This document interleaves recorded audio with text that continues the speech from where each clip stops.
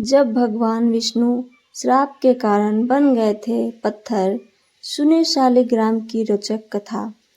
पूरी कथा को सुनने से पहले चैनल को सब्सक्राइब और वीडियो को लाइक करना ना भूलें, साथ साथ अपना कमेंट भी करें। अब आइए सुनते हैं। कुछ लोग कार्तिक शुक्ल नवमी, दशमी और एकादशी को व्रत एवं पूजन कर अगले दिन तुलसी का पौधा किसी ब्राह्मण को देकर पर्व मनाते हैं, तो कुछ लोग एकादशी से पूर्णिमा तक तुलसी पूजन कर 5वें दिन तुलसी का विवाह करते हैं।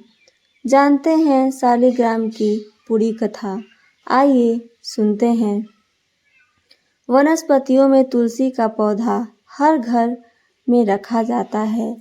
इतना ही नहीं, इस पौधे के प्रति श्रद्धा से शीश भी नवाया जाता है, क्योंकि यह कोई साधारण पौधा नहीं है, बल्कि गंगा, यमुना, गोदावरी जैसी नदियों की भांति पवित्र माना गया है। यह पौधा औषधीय गुणों की खान है। कार्तिक शुक्ल एकादशी को तुलसी पूजन का उत्सव हिंदू समाज के लोग बड़ी ही धूमधाम के साथ मनाते हैं। कुछ लोग कार्तिक शुक्ल नवमी, दशमी और एकादशी को व्रत एवं पूजन कर अगले दिन तुलसी का पौधा किसी ब्राह्मण को देकर पर्व मनाते हैं, तो कुछ लोग एकादशी से पूर्णिमा तक तुलसी पूजन कर 5वें दिन तुलसी का विवाह करते हैं। कार्तिक शुक्ल एकादशी को तुलसी पूजन किया जाएगा, जो 12 नवंबर को है। तुलसी को विष्णु प्रिया भी कहते हैं। तुलसी की पूजा करने के पीछे एक लंबी कथा छिपी है। आइए सुनते हैं।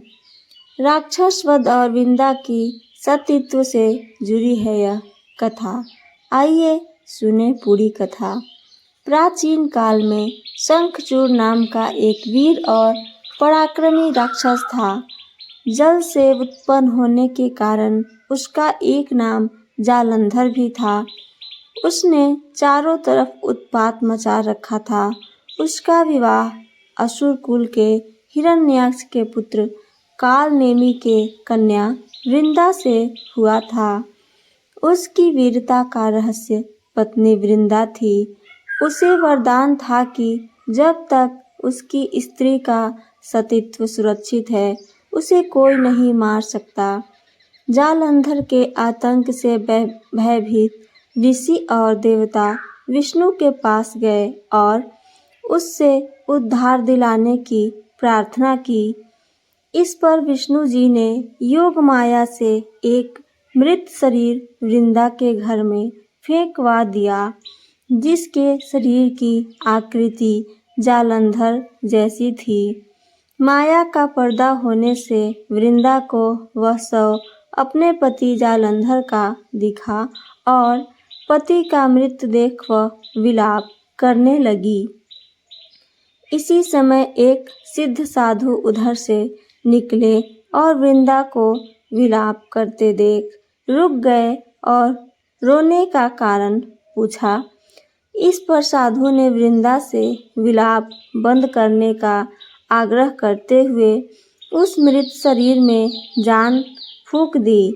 इससे वृंदा बहुत ही प्रसन्न हुई और भावना में बहकर उसने उस शरीर का आलिंगन कर लिया, जिससे उसका पति व्रत धर्म नष्ट हो गया। वृंदा का सतीत्व भंग होते ही देवताओं से युद्ध कर रहा उसका पति जालंधर मारा गया। बाद में वृंदा को भगवान विष्णु से के इस छल की जानकारी हुई। जो देवताओं से युद्ध कर रहा था, उसके सतीत्व की नष्ट होते ही मारा गया। वृंदा की श्राप से पत्थर बन गए श्री विष्णु। जब वृंदा को इस बात का पता लगा तो क्रोधित होकर उसने विष्णु जी को पत्थर होने का श्राप दे दिया था। उसने कहा कि जिस प्रकार तुमने छल से मुझे पति वियोग दिया है, उसी प्रकार तुम भी अपनी पत्नी के छल पूर्वक हरण होने पर स्त्री वियोग रहने के लिए मृत्यु लोक में जन्म लोगे। उन्होंने पत्थर होने का श्राप भी दिया और अपने पति के शव के साथ सती हो गई। उनके श्राप के प्रभाव से विष्णु जी शालिग्राम पत्थर बन गए। अपने किए पर लज्जित भगवान विष्णु ने बोला, हे वृंदा, तुम मुझे लक्ष्मी से भी अधिक प्रिय हो। यह तुम्हारे सतीत्व का ही फल है कि तुम तुलसी बनकर मेरे साथ रहोगी और मनुष्य मेरे साथ तुम्हारे विवाह का उत्सव मनाएंगे। जो ऐसा करेगा वह परम धाम को प्राप्त होगा। इसी कारण शालिग्राम या विष्णु शिला की पूजा बिना तुलसी के अधूरी मानी जाती है। शालिग्राम की नियमित रूप से पूजा करनी चाहिए। अगर नियमित रूप से नहीं कर पा रहे हैं तो माफी मांगते हुए जल में प्रवाहित कर दें। शालिग्राम को हमेशा तुलसी के पौधे के पास रखना चाहिए। इससे भगवान विष्णु के साथ तुलसी देवी भी प्रसन्न होती हैं।